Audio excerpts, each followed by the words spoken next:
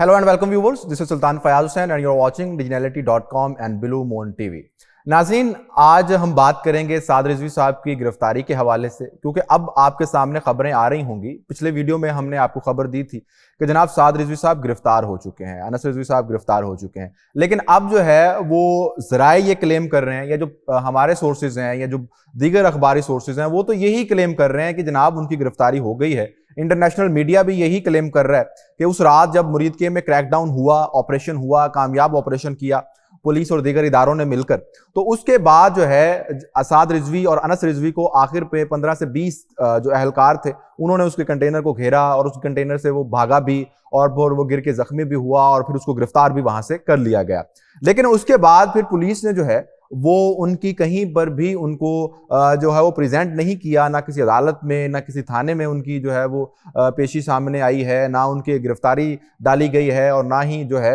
वो ये जाहिर किया गया है कि वो किसी इदारे की तहवील में है। बल्कि पुलिस अभी तक ये क्लेम कर रही है कि जनाब वो हमारे पास नहीं है, और आईजी पंजाब ने ये भी क्लेम किया है कि उन्हें कोई गोली नहीं लगी, और ये भी क्लेम किया जा रहा है कि जनाब उसको किसी भी इदारे ने तहवील में नहीं ले रखा अभी तक, और ना ही वो नजर बंद हैं, बल्कि वो मफरूर हैं, वो फरार हैं। उनके ऊपर मुकदमा भी दर्ज कर दिया गया है। जो शहजाद SHO साहब थे जो शहीद हुए हैं, वहां पर इंतहाई बेदर्दी से उनको शहीद किया गया है, इस जत्थे ने, इस गिरोह ने उनको शहीद किया है। उसकी FIR जो है वो साद रिजवी और अनस रिजवी पर दर्ज कर दी गई है, और कहा गया है कि साद रिजवी ने जो है वहां पर डायरेक्ट फायरिंग की है, जिस फायरिंग के नतीजे में ये जो शख्स हैं, ये जो हमारे शहीद SHO हैं वो शहीद हुए हैं। अनस रिजवी ने भी इस दौरान फायरिंग की है, ये भी उस FIR का हिस्सा बनाया गया है। तो जनाब ये सूरत हाल है कि एक तरफ तो ये अब इस वक्त तक पुलिस इस बात से जो है वो इनकारी है कि उन्होंने साद रिजवी को गिरफ्तार किया है, और दूसरी तरफ जो है वो ये भी क्लेम किया जा रहा है कि साद रिजवी जो है उनको गिरफ्तार कर लिया गया है। अब पुलिस की बात दुरुस्त है या कि दीगर इदारे या दीगर सोर्सेज जो क्लेम कर रहे हैं उनकी, ये प्राइवेट इदारों की मैं बात कर रहा हूँ, मीडिया के इदारों की बात कर रहा हूँ, कि उनके मुताबिक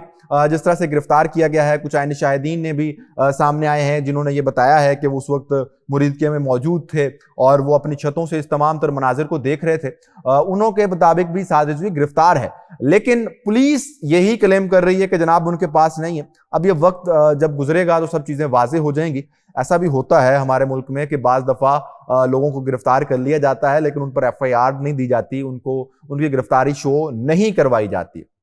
दूसरी जानिब एक और बड़ी जो है वो हौलनाक तफसीलात सामने आई हैं कि ये जो साद रिजवी साहब हैं इनके घर से कुछ चीज़ें बरामद की गई हैं। आपको याद होगा कि इनके अहल खाना को गिरफ्तार किया गया था और वहां पर जो है वो एक ऑपरेशन किया गया था जिसके अंदर बहुत सारी चीज़ें बरामद की गई थी। उन बरामदगी की तफसीलात जो है वो अब सामने आ चुकी है। वो तफसीलात क्या है वो ज़रा मैं आपको आपके सामने भी रख देता हूँ कि जनाब 11 करोड़ की करेंसी जो है वो 2 किलो सोना और इसके अलावा जो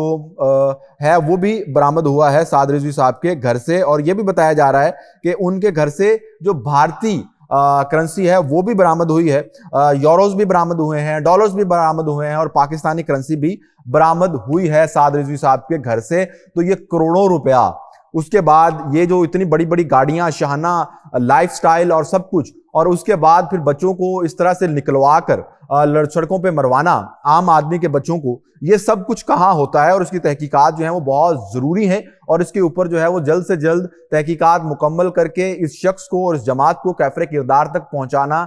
चाहिए। क्योंकि देखें कब तक हम इनको बर्दाश्त करते रहेंगे, और क्या सिर्फ उस वक्त ही क्रैकडाउन किया जाएगा जब ये सड़कों पर निकलेंगे, लोगों को तकलीफ पहुंचाएंगे, या फिर इनको उससे पहले इनका मुकम्मल तौर पर खात्मा किया जाए? इनको मुकम्मल तौर पर सिर्फ इस जमात को नहीं बल्कि दीगर जमातें जो हैं, जो इस किस्म की इंतशारी टोले हैं, उनको भी काबू में लाया जाए, और जो एक्सट्रीमिस्ट हैं जिन्होंने आम आदमी की जिंदगी जो है वो अजीरन बना रखी है, ये जब सिर्फ उस वक्त नहीं जब ये सड़कों पे निकलते हैं, रोड्स पे निकलते हैं, उस वक्त नहीं करते ये इस किस्म की चीजें, बल्कि जब ये घरों पर भी होते हैं तब भी इन्होंने अजीरन बना रखा है लोगों को। अब दूसरी खबर की तरफ चलते हैं। सुहेल अफरीदी साहब जो कि मुंतखब हो गए हैं वजीर आला खैबर पख्तूनख्वा। बड़ी कोशिश की गई कि उनको वजीर आला ना बनाया जाए। DGI-SPR ने भी एक प्रेस कॉन्फ्रेंस की, और इसके अलावा बाकी जगहों से भी यही बात सामने आ रही थी कि ये शख्स जो है वो कोई पसंदीदा शख्स नहीं है, बल्कि इस शख्स को वजीर आला नहीं बनने दिया जाएगा। बहुत सारे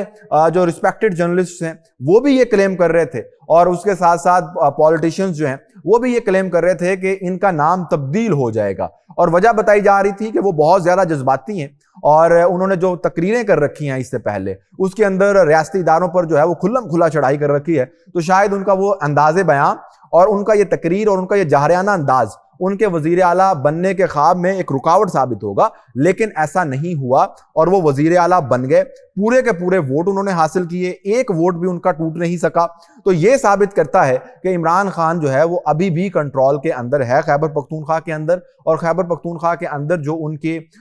MPAs हैं वो भी उनके कंट्रोल में है। और तमाम तर वो अफवाहें और वो सारी चीज़ें जो कि ये कही जा रही थी कि जनाब हो सकता है कि कोई फॉरवर्ड ब्लॉक सामने आ जाए या कोई इस किस्म की चीज़ हो जाए और वहां पर तहरीक इंसाफ की हुकूमत ख़त्म हो जाए, ये सब कुछ जो खबरें हैं ये धरी की धरी रह गई। और पाकिस्तान तहरीक इंसाफ के जो सुहेल अफरीदी साहब हैं वो वजीर आला मुंतखब होने में कामयाब हो चुके हैं। अब आखिरी और तीसरी खबर की तरफ बढ़ते हैं। आपको बताते हैं कि पाकिस्तान